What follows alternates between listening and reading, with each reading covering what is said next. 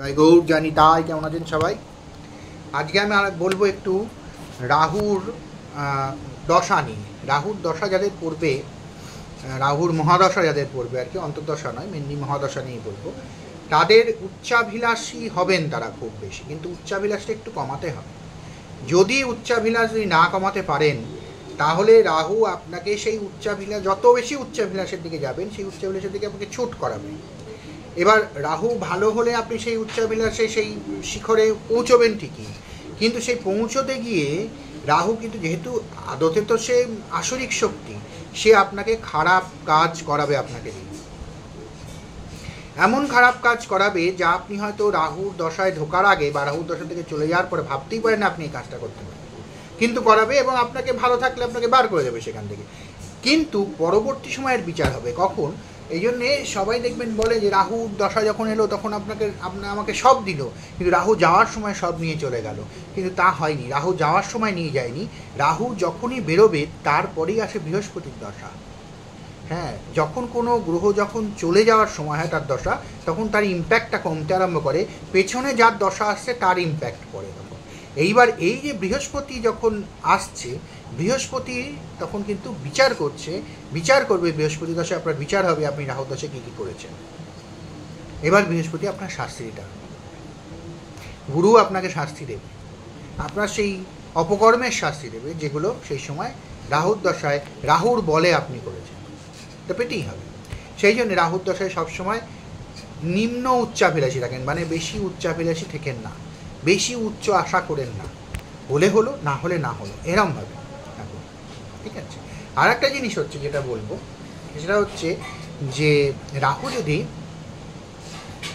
যেখানেই থাকুক, ষষ্ঠে থাকুক, পঞ্চমে থাকুক, এইসব জায়গাগুলো যদি থাকে তাহলে রাহু কিন্তু তার মানে ঠিক উল্টো দিকটায়, মানে যদি ষষ্ঠ থাকে তাহলে পঞ্চমে, যদি পঞ্চমে থাকে তাহলে চতুর্থে, এবং যেখানে বসেছে সেই জায়গায় একটা ইম্প্যাক্ট ফেলে, এবং সেই ইম্প্যাক্টটা জেনারেলি বাজে ইম্প্যাক্ট ফেলে। ষষ্ঠ পজিশনে বসে ষষ্ঠ পজিশনকে সে খারাপ করে, পঞ্চম পজিশনকে খারাপ করে, পঞ্চম পজিশনে বসে সে পঞ্চম পজিশনকে খারাপ করে, ফোর্থ পজিশনকে সে খারাপ করে। যেমন ষষ্ঠ পজিশনে যদি রাহু যদি বসে থাকে তাহলে আপনাকে যে ঋণ করাবেই, আপনি ঋণগ্রস্ত হবেনই হবে, এবং রাহু ভালো বলে আপনি সেই ঋণ থেকে উতরেও যাবেন ভালো হলে, কিন্তু ঋণটা করালো। দ্বিতীয় কথা হচ্ছে আপনার পঞ্চম পজিশানে অর্থাৎ কি, আপনার সন্তানের ভাব, আপনার সন্তান হতে ডিলে হবে, হলে আপনার সন্তানের কোনো সমস্যা থাকবে, প্রথম সন্তানের আপনার কোনো সমস্যা থাকবে, শারীরিক মানসিক যাই হোক থাকবে,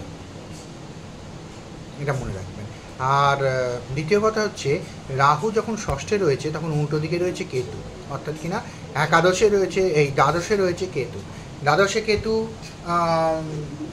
দ্বাদশে কেতু আপনাকে বৈরাগ্য দেয়। দ্বাদশে কেতু যাদের থাকে তাদের পারিবারিক সুখ 100% হয় না। এবার এই দ্বাদশে কেতুর সঙ্গে যদি বৃহস্পতি ঢুকে যায় দ্বাদশেই, তাহলে তো কেল্লা ফতে, ধরে নিন আপনার পারিবারিক সুখ অনেক কম, আপনি অন্তরে খুব শান্তি, অন্তরের মধ্যে আপনি খুব শান্তিতে থাকেন, কিন্তু পরিবারে আপনার সুখ থাকবে না।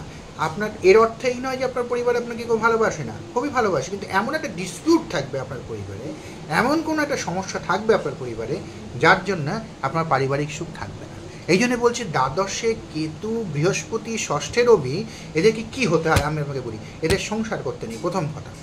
দ্বিতীয় কথা, এদের জ্যোতিষী হতে পারে, এরা তান্ত্রিক হতে পারে বড়, এরা বড় ধর্মগুরু হতে পারে, এরা বড় ধর্মযাজক হতে পারে, এরা বড় রাজনীতিবিদ হতে পারেন, যারা অকৃতদার রাজনীতিবিদ, বড় সমাজসেবী হতে পারেন, এইসব কাজগুলো, বড় ব্যবসাদার হতে পারেন, অকৃতদার ব্যবসাদার, এসব হতে পারেন। মানে তাদের জীবনের লক্ষ্য তাদের পরিবার নয়, তাদের কর্ম হওয়া উচিত। পরিবার থাকলে পরিবার প্রায়োরিটি পাবে এবং সেটা নষ্ট হবে, পরিবারটা নষ্ট হবে, পরিবারে কিছু একটা এমন একটা সমস্যা থাকবে যাতে সারা জীবন কষ্ট পেতে হবে, এটা হবেই। ঠিক আছে, এটা আমি বললাম ষষ্ঠ এবং মানে ষষ্ঠে রাহু, মানে দ্বাদশে কেতু, এবং সঙ্গে যদি বৃহস্পতি ঢুকে পড়ে তাহলে, আর চন্দ্র ঢুকে পড়লে তার কোনো কথাই নেই, অনেকেই থাকে কেতু চন্দ্র বৃহস্পতি একসঙ্গে। দ্বাদশে যত বেশি গ্রহ থাকবে তত আপনাকে টানবে হচ্ছে একা থাকার দিকে, একাকিত্বের দিকে টানবে। এটা সবসময়ই যে একবার আধ্যাত্মিক দিক দেখাবে তা নয়, আধ্যাত্মিক দিক থেকে যেতে পারলে ভালো, কিন্তু একা থাকলে আপনি ভালো থাকবেন, এটা বোঝাচ্ছে। ঠিক আছে, ভালো থাকবেন সবাই।